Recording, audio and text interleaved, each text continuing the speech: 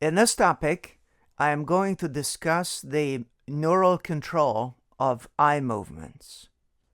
The objectives follow the structure-function relationships of areas that control saccades, smooth pursuit, vergence movements of the eye, as well as optokinetic and vestibulo-ocular interactions. It is worth noting that saccades, smooth pursuit, and vergence movements will direct gaze, and optokinetic and vestibulo-ocular movements stabilize it. Our reading material is from a portion of Siegel and Sapru, and also selected pages from Blumenfeld's textbook. Here's a brief review of extraocular muscles. The medial rectus adducts the eye, and the lateral rectus abducts it. These are important for horizontal movements. The superior rectus and the inferior rectus work to elevate and to depress the eyes, respectively, for vertical eye movements, whereas the oblique muscle functions are more complex. The superior oblique works to intort, to medially rotate, depresses the eyeball, and abducts it, whereas the inferior oblique extorts the eye, laterally rotates the eye, as well as elevates and abducts it. Let us recall the cranial nerve nuclei that participate in eye movements. Of course, we have the oculomotor, trochlear, and abducens nuclei in view, forming the final common path, meaning they are a type of lower motor neurons for eye movements. Note that the abducens nucleus is in the caudal pons, the trochlear nucleus is in caudal midbrain, and the oculomotor nuclear complex is in rostral midbrain. They are, of course, connected by the MLF, the medial longitudinal fasciculus, for the coordination of their work. The supranuclear control of eye movements is unique. Several brainstem areas, as depicted here, the cerebellum, and quite a few cerebrocortical regions participate. Among the brainstem regions, pontine tegmentum and rostral midbrain will be important. Among cortical regions, visual areas, the primary and higher order visual areas, association areas at the border of temporal, parietal, and occipital lobes will come to mind, and also very importantly, the frontal eye field in a designated premotor area of frontal lobe. We will discuss conjugate eye movements in which the two eyes are yoked together to move in the same direction, and also disconjugate, also known as vergence eye movements, where the two eyes move in a different direction to change the angle between the eyes. First, the conjugate eye movements. The two eyeballs and the optic axes are yoked together, and the eyes are oriented either to the right or the left, in that sense, in the horizontal plane, or perhaps up and down in the vertical plane. Why is this? Because the fovea needs to get the image, and this is for precise positioning for targeting movements. Horizontal eye movements can occur rapidly, which means in less than 50 milliseconds, approximately at a rate of 700 degrees per second. These are the saccadic eye movements. These can be controlled voluntarily, rather easily, for the acquisition of a new target.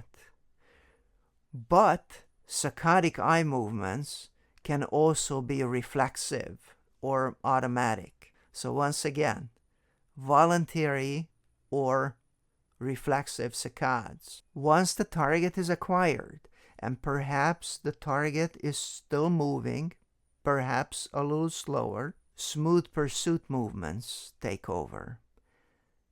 They are much more difficult to control voluntarily.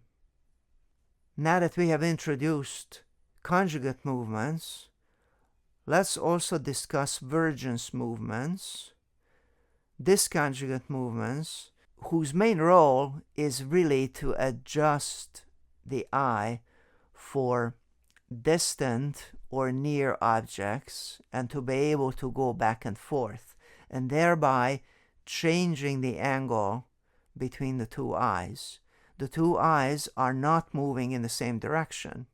There's a relative amount of convergence or divergence for the line of sight, and this is changing. While these vergence movements are going on, they're also accompanied by changing the curvature of the lens and the size of the pupil automatically. All of our vergence movements are reflexive. As far as the mechanisms of conjugate eye movements are concerned, we will be looking at saccadic movements, the smooth pursuit, and as I said before, these are for targeting. And then in a separate category, optokinetic movements and vestibulo-ocular movements for stabilizing the visual field. We need to be able to distinguish between conscious and non-conscious or automatic control for each of these. And this is, of course, is reflected in the brain areas that govern these eye movements. Let us list the necessary cortical areas. The visual cortex will come to mind. The primary, secondary, and tertiary visual areas in the occipital lobe, they rely on the retina and the image to form and to come in and inform the cortex. And higher order processed input will go to parietal association areas. These also play a role, particularly for ipsilateral pursuit and contralateral eye movements. The frontal eye field in middle frontal gyrus, remember that a type of a premotor area, they are very important for voluntarily induced contralateral saccades. So visual input uses the primary and association areas and has major influence on tracking objects. So this would be a cooperation between occipital and these association areas at the border of temporal, occipital, and parietal lobes. And these will be driving smooth pursuit movements in the ipsilateral direction. And also, as I mentioned, contralateral saccades are driven from the frontal eye field. Let us look at the organization of horizontal gaze and the eye movements in the horizontal direction. The commands for voluntary eye movements originate from the frontal eye field. This is inside the middle frontal gyrus, of course. these descending projections from cortex issue collaterals to superior colliculus, which also participates, but a main termination area is the contralateral pons, a pontine area in reticular formation that is called the pontine horizontal gaze center, also known as the paramedian pontine reticular formation, or PPRF. Excitation of frontal eye field will move the eyes away from the side of excitation. So, for example, left frontal eye field will move the eyes to the right by activating the abducens nucleus on the right and activating the paramedian pontine reticular formation on the right. So therefore, there is an ipsilateral excitation to the abducens nucleus, and there is also activation of the contralateral oculomotor nucleus via the medial longitudinal fasciculus. You should also note that involuntary, meaning non-conscious regulation of conjugate gaze, originates from the occipital cortex, where I'm hovering now, of course receiving direct visual input, and particularly important for smooth pursuit mechanisms. With that, let us look at lateral gaze pathways in more detail, and also some of the pathologies that may occur. So clinically, you test this by asking a patient, look to your left or look to your right, and this is what occurs when you ask a patient to look to their right, an intact rightward gaze. Right eye abducts, the left eye adducts. What happens in a case, an abducens nerve palsy? The ipsilateral abduction is lost. We are looking at this, right abducens palsy, inability to move right eye laterally. How about nuclear palsy? Lesion 2 here is actually manifested in both eyes. In addition to the motor neurons driving the response on the right, the adduction on the left is also lost. Our next lesion to look at is case number 4. Case number 4 over here, where the medial longitudinal fasciculus, or MLF, is interrupted. This, of course, carries a communication between abducens and the oculomotor nuclear complex, specifically governing media rectus. So when this is interrupted on the left, then you can test this by attempted gaze to the right. The left eye will not cross the midline. It will not adduct in the absence of the input to oculomotor nucleus. For unknown reasons, there is also nystagmus in the opposite eye. That would be here. This specific situation is called internuclear ophthalmoplegia. Internuclear because the communication between the two nuclei is lost. Rather commonly observed in some forms of multiple sclerosis, but it can also occur in vascular or other lesions. Here's a demonstration of left internuclear ophthalmoplegia. Attempted gaze to the right, asking a patient, look to your right. The right eye indeed abducts, but the left eye fails to adduct. Again, the communication is lost between the two eyes in terms of the oculomotor response. Let us look at the control of vertical gaze. It is organized separately and by completely different brain regions and mechanisms compared to the horizontal gaze. For vertical gaze, the coordination of up and down movements of the eye is mediated by the superior and inferior recti muscles, of course, and in part the superior and inferior oblique muscles. The most important region for this is the so-called vertical gaze center. We are in upper midbrain, very close to mesencephalic diencephalic junction. There is a ventral and a dorsal component.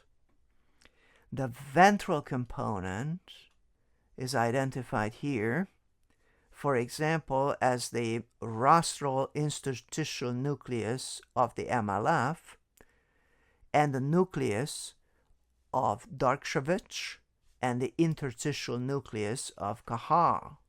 So these are important for down gaze. So again, ventral, down gaze.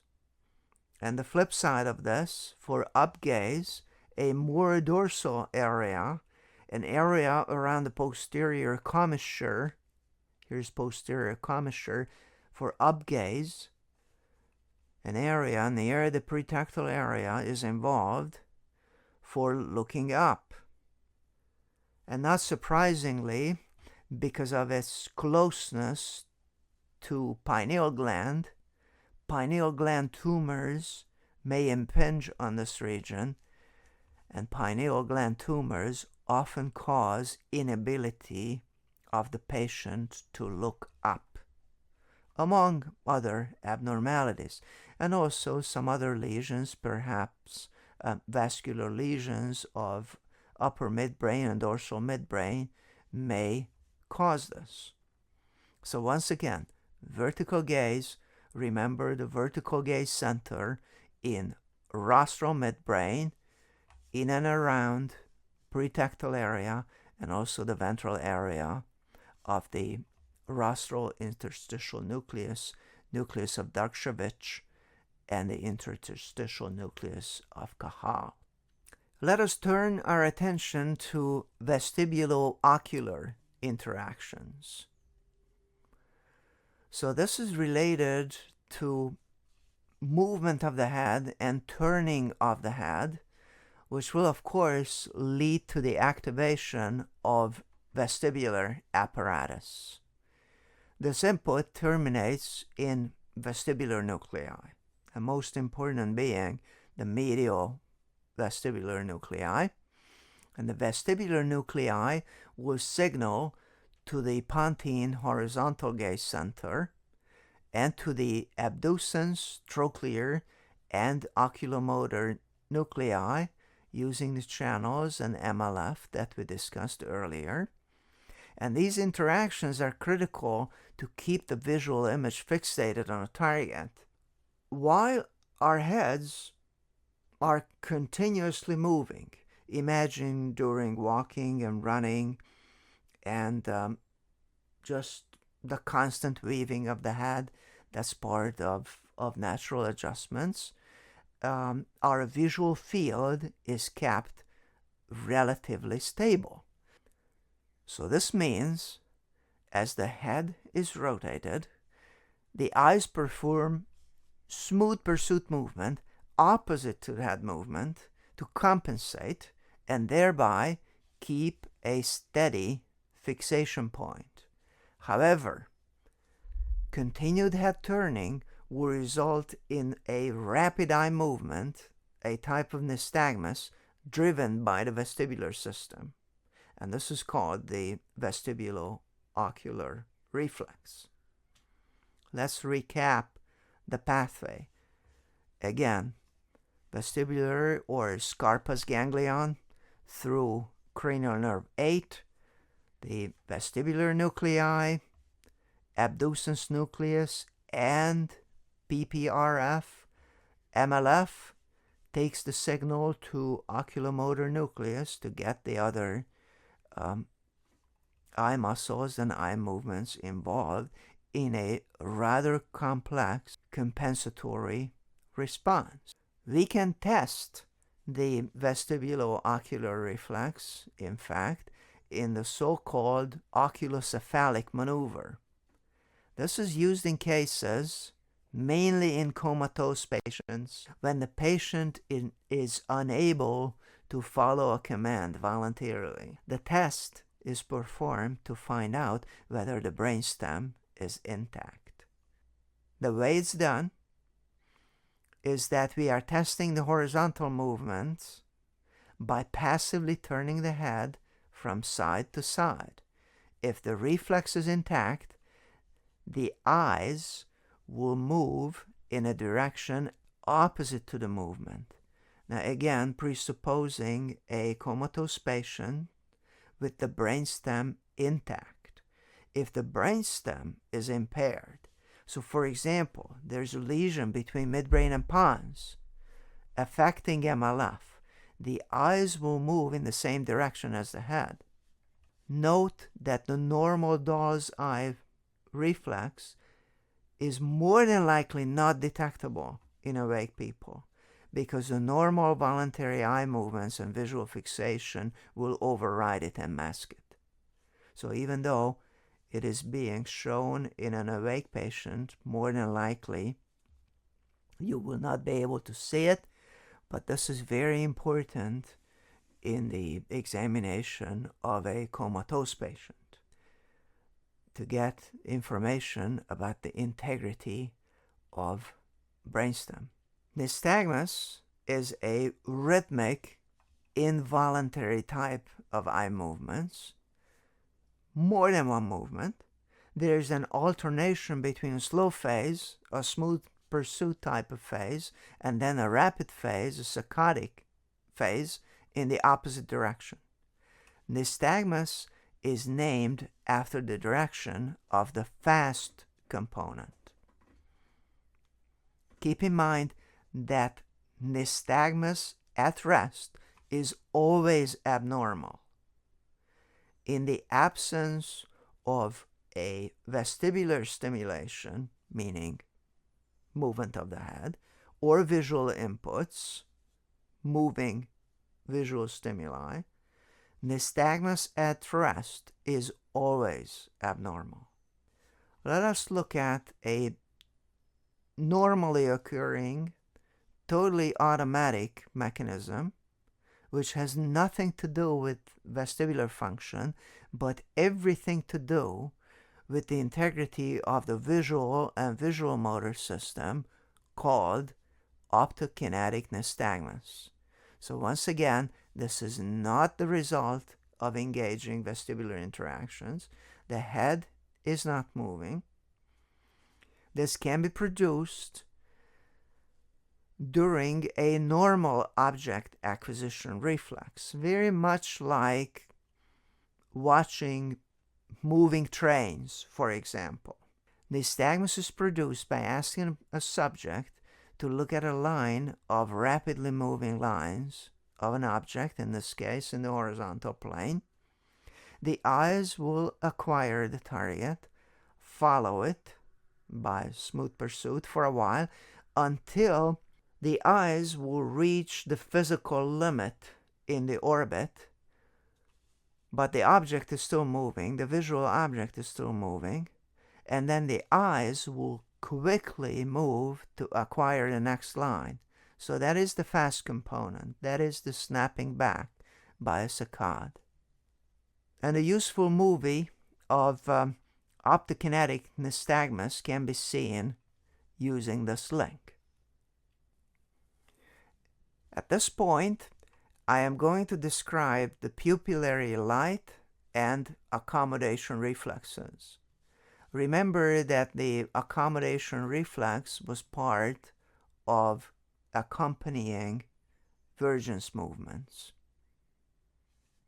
First, for the pupillary light reflex, the afferent arm starts in the retina by the ganglion cells, projecting out in the optic nerve and the optic tract, going into the pretactile area. And then the pretactile area sends bilateral projections, see the ipsilateral and contralateral component, to the Edinger-Westphal nucleus within the oculomotor complex. Remember, the Edinger-Westphal nucleus is the parasympathetic motor arm of oculomotor, and this is in fact where the motor arm is running in the oculomotor nerve, going to ciliary ganglion, where it makes a synapse, and then the constrictor pupillae and the ciliary muscle are innervated. And of course, the constrictor pupillae muscle, when activated, causes miosis, the constriction of the pupil. The direct light reflex is observable in the eye ipsilateral to the light stimulus, and the consensual reflex occurs in the contralateral eye. This was our pupillary light reflex. And we should also look at the accommodation reflex that accompanies vergence movements, adjusting for distances. So for example, focusing of the eye on a near target involves a contraction of the ciliary muscle, causing the suspensory ligaments to relax, and thereby the lens becomes more convex. This is of course accompanied by pupillary constriction, and the medial convergence also occurs automatically by medial rectus muscle action. But let us focus on this autonomic component. And the stimulus that evokes this, of course, is through visual cortex. It needs to be formed, and it hits visual cortex, and then descending projections from visual cortex will go to the pretactile area. And then the pretactile area in turn will send projections to the oculomotor complex. And of course, both the somatic and parasympathetic components are involved. The important parasympathetic component is for the suspensory ligaments of the lens moved by the ciliary muscle. And of course, the somatic component is for the medial rectus muscle. And of course, the somatic component will participate in the vergence movements evoked by medial rectus. So this was our summary of the oculomotor or visual motor system, the various mechanisms and components.